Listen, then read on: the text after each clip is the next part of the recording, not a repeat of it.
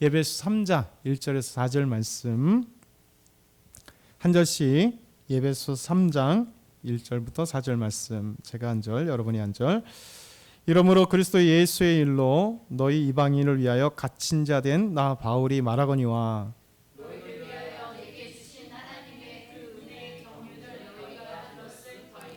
그 계시로 내게 비밀을 알게 하신 것은 내가 먼저 간단히 기록한 것 같으니 그것을 읽으면 내가 그리스도의 비밀을 깨달은 것을 너희가 알 수 있으리라. 아멘. 예배소서를 옥중서신이라고 얘기해요. 옥중서신. 왜냐하면 사도 바울이 옥중 가운데 사도 바울이 주의 복음을 증거하다가 고소를 당하죠. 그리고 이제 재판을 받다가 유대에서 재판을 받다가 이제 로마 시민권을 갖고 있었던 사도 바울은 로마 황제에게 재판을 받기를 원했습니다. 로마 시민권을 가지고 있는 사람들은 불합리한 재판이다 생각하면 로마 황제에게 최도 이렇게 항소할 수 있는 권한이 있어요. 그만큼 로마 시민권은 이제 막강한 권한을 갖고 있었던 거죠. 그러니까 사도 바울도 로마 시민권자였기 때문에 유대에서 주의 복음을 증거하다가 잡혔고 또 고소를 당해서 유대에서 재판을 받다가 다시 로마 황제에게 항소하면서 유대에서 이제 로마로 이송이 되었습니다. 그래서 이제 로마에 이송된 그가 황제에게 재판받기 전까지 이제 구금 상태로 완전한 옥은 아니지만 이제 구금 상태로 자유롭지 못한 상태에서 이제 기다리고 있었던 것입니다. 그때 놀라운 서신서를 보내게 돼요. 에베소 교회에게, 빌립보 교회에게, 그리고 골로새 교회에게, 그리고 개인에게, 빌레몬에게. 그래서 이것을 에베소서, 빌립보서, 골로새서, 빌레몬서 이 네 개의 서신을 옥에서 감옥 중에 그가 갇혀 있는 상황 속에서 보냈다 해서 옥중 서신이라고 이야기합니다. 그러니까 이 옥중 서신은 사도 바울이 진짜 간절한 마음일 것 같아요. 그래서 에베소 교회에게, 빌립보 교회에게, 골로새 교회에게 보내시는 이 놀라운 서신서가 그의 진짜 그 사랑의 마음들이 담겨져 있고 기독교의 진리에 대해서 소개하는 아름다운 서신서들입니다. 그러면서 오늘 3장 1절에 이렇게 말씀합니다. 이러므로 그리스도 예수의 일로 너희 이방인을 위하여 갇힌 자 나 바울이 말하거니와 이렇게 말하고 있죠. 사도 바울의 이 진실한 마음이죠. 왜 그가 갇혔는가? 복음을 전하다가 하나님의 일로 인해서 예수 그리스도의 일로 인해서 그는 갇혔다라고 말씀하고 있습니다. 사실 로마 제국의 주의 복음을 증거하다가 이 복음을 증거하는 일로 사도 바울은 고소를 당했고 갇히게 되었고 이제 로마까지 이송되게 된 것입니다. 그러면서 골로새서에도 마찬가지예요. 골로새서 1장 23절에서 24절을 보면 같이 한번 읽어보겠습니다. 만일 너희가 믿음에 거하고 터 위에 굳게 서서 너희 들은 바 복음의 소망에서 흔들리지 아니하며 그리하리라. 이 복음은 천하 만민에게 전파된 바요 나 바울은 이 복음의 일꾼이 되었노라. 나는 이제 너희를 위하여 받는 괴로움을 기뻐하고 그리스도의 남은 고난을 그의 몸된 교회를 위하여 내 육체에 채우노라. 아멘. 사도 바울은 이방인의 사도라고 칭함을 받습니다. 왜냐하면 베드로는 할례자의 사도, 곧 유대인의 사도, 유대인들에게 복음을 증거하는 사도로서 또 불림받았고, 그리고 사도 바울은 이방인들에게 복음을 증거하는 이방인의 사도. 그러니까 그는 유대 지역이 아닌 예루살렘 지역이 아니라 소아시아하고 그리고 유럽까지 나중에 로마까지 가서 주의 복음을 증거하는 사도였어요. 근데 이 사도가 주의 복음의 일꾼이 되었다. 그러면서 골로새서에도 골로새 교회도 보내는 편지에서 놀랍게 말씀하죠. 복음은 천하 만민에게 전파된 바요 나 바울이 이 복음의 일꾼이다. 그러면서 사도 바울은 그에게 나는 이제 너희를 위하여 받는 괴로움을 기뻐하고 그리스도의 남은 고난을 그의 몸된 교회를 위하여 내 육체에 채우노라. 참 아름답죠. 비록 복음을 증거하다가 지금의 옥에 있지만 이것 자체가 고난이지만 그것으로 고난을 받지 않는다는 거예요. 기쁨으로 여긴다는 거예요.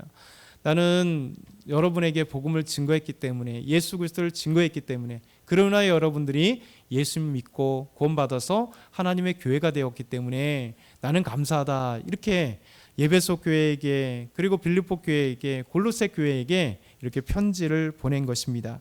그러면서 사도 바울은 내가 직분을 받은 것은 내가 스스로 택한 것도 아니고 그리고 내가 어떤 시험을 봐서 성취한 것도 아니다. 이것은 나의 직분, 복음을 증거하는 나의 직분은 하나님께서 은혜로 나를 택하셨기 때문에 이 사명을 주셨다라고 말씀합니다. 3장 2절에 보면 이렇게 말씀하죠. 같이 읽겠습니다. 너희를 위하여 내게 주신 하나님의 그 은혜의 경륜을 너희가 들었을 터이라. 아멘.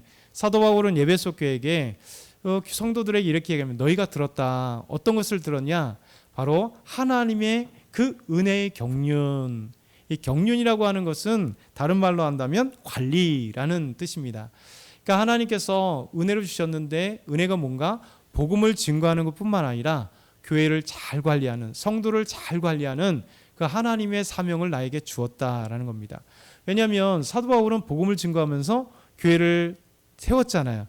근데 세워놓고 내팽개친 게 아니라 비록 복음을 증거하고 자생적으로 그 교회들, 에베소 교회는 2년 동안 있었지만 대부분 다 지나가다 잠깐 복음을 전했고 그 복음을 받고 예수 그리스도를 믿는 사람들이 서로 자생해서 또 자기들이 복음을 증거해서 함께 초대교회들은 함께 모였습니다. 비록 사도 바울과 같이 오랜 시간을 있었던 교회는 없어요. 그런데 사도 바울은 복음을 증거하고 교회를 세우고 또 복음을 증거하고 교회를 세울 때 그냥 멀리서 외면한 것이 아니라 틈만 나면 그 소식을 들을 때마다 고린도 교회에 문제가 있다면 고린도 교회의 그 문제를 서신으로 듣고 그 고린도의 교회가 어떻게 하나님의 말씀으로 세워져야 되는지, 참된 진리가 무엇인지를, 그리고 너희들이 갖고 있는 많은 문제, 그 싸우는 문제, 여러 가지 문제들을 다 들었을 때 하나씩 써서 이게 바로 서신이에요. 너희가 하나님 앞에 이 문제에 대해서 다툼이 있고 있는데 하나님은 이것을 원한다. 에베소 교회도 마찬가지예요. 너희가 교회에 대해서, 특별히 교회에 대해서 분명하게 세우는 그 말씀들이, 저 빌립보 교회는 뭐라고 해야 합니까? 놀랍게 기쁨의 서신이라 그러잖아요. 비록 나는 감옥에 있으나 주님 안에서 기뻐한다. 그러니까 내가 기뻐하니 너희도 기뻐해라. 어떤 상황 가운데서도 기쁨을 가지고 주님을 찬양하는 아름다운 모습들. 그러니까 이제 사도 바울은 계속해서 관리를 하는 거죠. 왜냐하면 관리라는 것이 얼마나 중요해요. 또 목회자도 마찬가지 아니겠어요? 우리 리더 여러분도 마찬가지고 우리 모두 다 마찬가지입니다. 우리가 믿음이 조금 더 있는 분은 믿음이 연약한 분들을 위해서 기도해 주기도 하고 또 교회 여러 가지 가르쳐 주기도 하잖아요. 뭐 이런 것도 하시는 게 이런 걸 하는 거예요. 이렇게 그런 것도 하나의 경륜 관리예요. 그래서 사도 바울은 이렇게 복음을 증거하는 이방인의 사도뿐만 아니라 이제 그 교회가 잘 세워지기 위해서 하나님의 그 은혜에 의해 경륜, 그 관리를 한다라고 말씀하고 있습니다. 그러면서 하나님께서 이렇게 복음을 전하는 사명, 그리고 교회를 아름답게 세워가는 이 관리의 사명은 바로 하나님께서 나에게 주신 은혜의 사명이다라고 말씀하고 있어요. 디모데전서 1장 12절에 14절 보면 디모데에게 편지하기를 사도 바울의 그 직무가 어떻게 받았는가를 우리에게 자세히 설명하고 있습니다. 같이 한번 읽겠습니다. 나를 능하게 하신 그리스도 예수 우리 주께 내가 감사함은 나를 충성되게 여겨 내게 직분을 맡기심이니 내가 전에는 비방자여 박해자여 폭행자였으나 도리어 국료를 입은 것은 내가 믿지 아니할 때에 알지 못하고 행하였습니다. 우리 주의 은혜가 그리스도 예수 안에 있는 믿음과 사랑과 함께 넘치도록 풍성하였노라. 아멘. 참 사도 바울의 아름다운 고백이죠. 그리스도 예수 우리 주께 내가 감사한다. 하나님이 특별히 예수님께서 나를 충성되이 여겨셔서 나에게 직분을 주셨다. 직분을 맡겨주셨다. 그런데 사실은 사도 바울은 고백하기를 내가 이 영광스러운 직분을 맡을 만한 사람이 아니었다. 근데도 그 직분을 맡겨주신 것이 하나님의 은혜요. 부족한 나를 충성되이 여겨주신 것 자체가 하나님의 은혜다. 내가 전에 어떤 사람이었냐? 비방자였고 박해자였고 폭행자였더니 교회를 잔멸하기 위해 그는 열심을 냈던 사람이잖아요.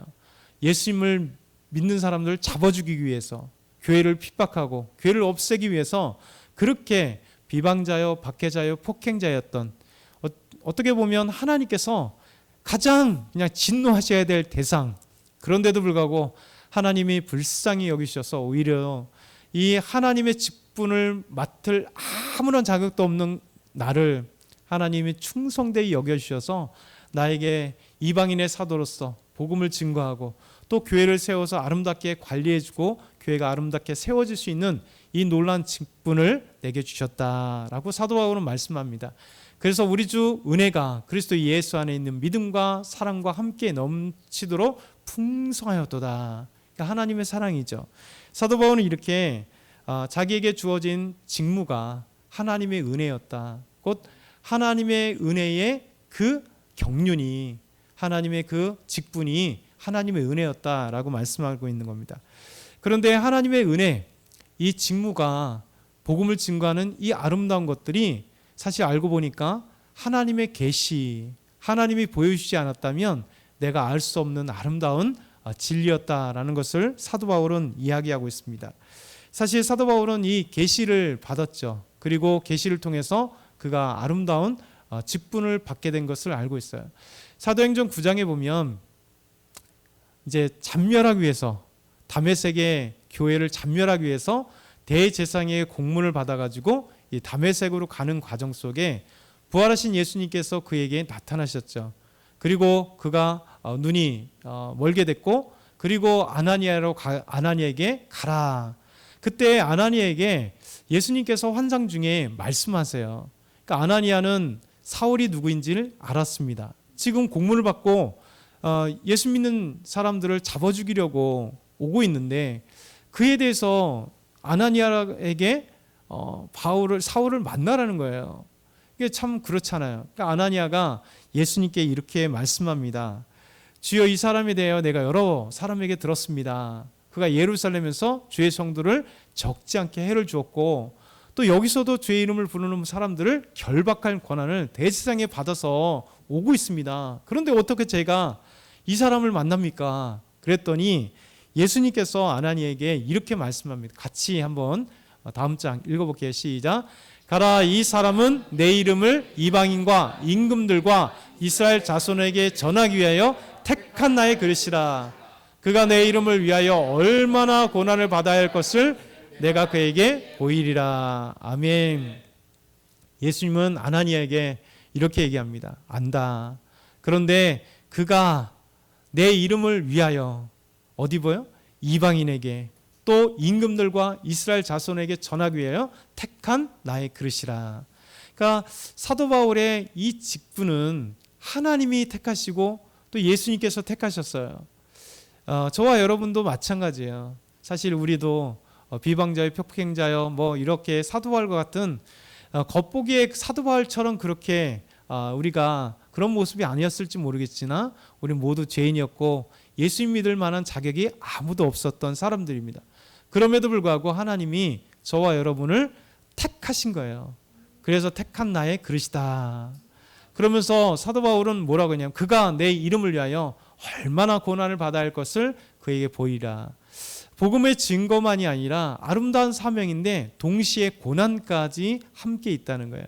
그래서 우리가 복음을 증거할 때 고난받는 것을 이상하게 여길 필요가 없어요. 여러분, 진리가 비진리 가운데 이렇게 부딪히는 건 당연한 거죠. 어둠과 빛이 절대 섞일 수가 없습니다. 빛이 오면 어둠은 도망가게 돼 있고 어둠은 발악을 하게 돼 있어요. 그래서 우리가 주의 복음을 증거할 때 마음은 그렇잖아요. 복음을 증거하면 이 훌륭한 복음이 너무 기쁜데 자, 가서 이제 올 듯하면 또 딴 일 해요. 올 듯하면 갑자기 있대요. 온다고 약속했어요. 근데 주일날 안 와. 막 이런 것들이요 자주 있어요. 여러분, 이런 것을 참고 인내해야 돼요. 그렇지 않아요? 지난번 저도 전화했더니 오신대요. 안 왔어요. 이 녀석이 엄마하고 올게요. 또 안 왔어. 그런데요, 이게 계속 롤러코스터예요. 그런데 우리는 그냥 더 하나님을 믿고 의지하고 신뢰하고 우리가 할 거는 계속 해야 돼요. 전화하고 신방하고 찾아가고 또 만나고 이런 것이 저희에게 허락된 거예요. 그런데 사실은 우리가 그의 마음을 녹일 수는 없어요. 하나님이 그 마음을 탁 열어주시고 환경도 탁 열어주시고, 그러니까 하나님이 오래 기도하는 자에게는 하나님의 문을 열었어요. 특별히 가족들을 보면 참 하나님 복음을 증거하자마자 탁 믿는 가족들은 진짜 은혜 10손가락 안에 사실 꼽는 한둘 꼽을까요? 가족들이 오히려 제일 예수 믿기 어려워요. 친구들 조금 더 힘들어요. 근데 오히려 뭐 이웃 잘 안 만나는 사람들 교회 다니라고 하면 쉽게 다닐 때가 더 많아요. 근데 하나님은 이것 속에서 우리에게 오랜 믿음에 또 참고 인내를 경험하게 하시는 것 같아요. 근데 참고 인내하고 기도하면 하나님이 열어주세요. 뭐 저희 장인 어른과 장모님도 저희가 20년 동안 기도했어요. 20년 동안. 그러니까 하나님이 차근차근 열으니까 저희는 뭐 급하게 생각하지는 않았습니다. 하나님 반드시 열어주시리라. 그러면서 기도하는 거예요. 그리고 좋은 모습들, 사위와 딸 좋은 모습을 계속 보여주는 거죠. 그래도 든든하고, 그래도 비록 돈은 없고 계속 임지를 옮기고 다니고, 얘들은 뭐 하나 할지 몰라도 그래도 잘 살아가는 모습을 보여주면 든든한 거죠. 그래서 저희 어머니도 오래 기도해서 어머니 한 10년 만인가요? 정확하게 기억도 안 납니다. 이제 하나님이 어느 순간 문을 열어주시니까 주님께 나와서 예배드리고 그런 거예요. 그래서 우리는 오래도록 기도하고 참고 인내할 때 하나님이 기도에 반드시 응답하세요. 근데 믿음은 때가 있는 거예요. 사람 구원받을 때 때가 있는 거예요. 우리는 우리 때를 항상 하나님 타이밍을 얘기했잖아요. 그러니까 우리는 보이지 않게 계획한 때가 있어요. 요때, 요 집회 때, 이번 주일날 우리는 그렇게 하고 있는데 그게 사실은 사랑의 마음이긴 한데 우리의 마음은 계속 가져야 돼. 그런 마음을요. 근데 하나님이 신기하게도 그 마음을 어느 순간에 열어가세요. 사람이 주님께 나올 가장 큰 건 뭐냐면 어떤 큰 문제로 인해서 낙담했을 때, 병들었을 때, 아플 때, 이럴 때가 제일 주님 앞에 나와요. 왜냐하면 보이지 않게 겉으로는 안 그러는데 속으로는 믿고 싶은 마음이 없는 내 자아가 그냥 튼실할 땐 절대 익은 고구마는 젓가락에 푹 들어가잖아요. 감자나 생 고구마나 생 감자는 어때요? 안 들어가요. 그러니까 그 마음 가운데 교만함이 자기께 아집들이 가득하면 절대 복음으로 쑥쑥 들어가지 않아요. 근데 어느 순간에 내가 싹 무너졌을 때, 뭐 아픈 것으로 육체적인 질병 때문에 푹 무너졌을 때, 아니면 어떤 문제 때문에 해결하지 못하는 것 때문에 막 고뇌하고 힘들 때 신기하게도 복음을 탁 전하는 순간 신기하게도 그때 푹 들어가는 거예요. 그 복음이 그 안에 들어오는 거죠.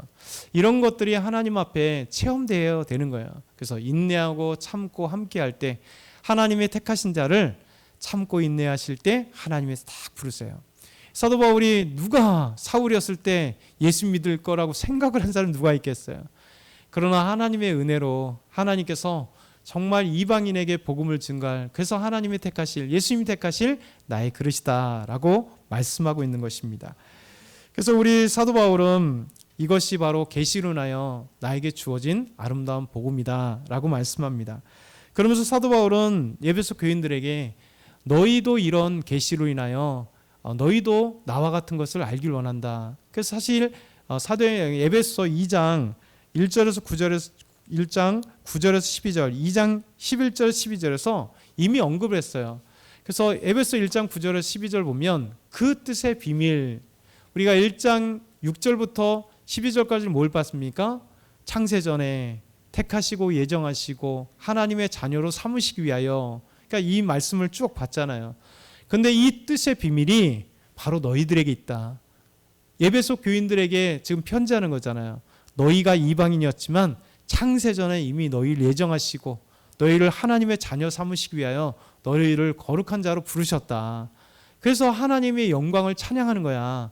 그 비밀을, 구원의 비밀을 이미 에베소 교인 1장에게 말씀했어요. 그래서 뜻의 비밀을, 때가 찬 경륜을 위하여 너희들 예정하셨다. 그래서 모든 일을 그의 뜻의 결정대로 일하신 이의 계획을 따라 우리가 예정을 입어 그 안에서 기업이 되게 하셨다. 너희들은 그냥 태어난 거 아니야. 너희들은 하나님의 계획 가운데 예수 믿게 된 거야. 그래서 에베소의 아름다운 교회가 세워진 거야 라고 이미 말씀한 거죠. 그리고 2장 11절에서 12절에도 그러므로 생각하라. 너희가 그때에는 어떤 사람이었습니까? 육체로는 이방인이었고 손으로 육체에 행할 할례를 받지 않는 그런 무할례자, 그런 자들이었죠. 그런데 그때는 그리스도 밖에 있었고 이스라엘 나라밖에 있었고 언약에 대해서는 외인이었어요.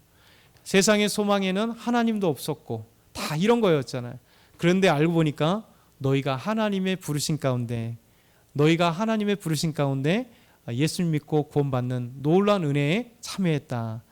나와 같이 하나님의 계시로 말미암아 내가 이방인의 사도가 되고 경륜을 따라 너희를 관리하는 것처럼 이 직무를 받은 것처럼 바로 내가 이 은혜의 계시를 통하여 안 것처럼 너희도 아름다운 이 부르심의 은혜들을 계시를 통하여 알기를 원한다라고 말씀하고 있어요. 그게 3절과 4절이에요. 마지막으로 한번 읽겠습니다. 시작.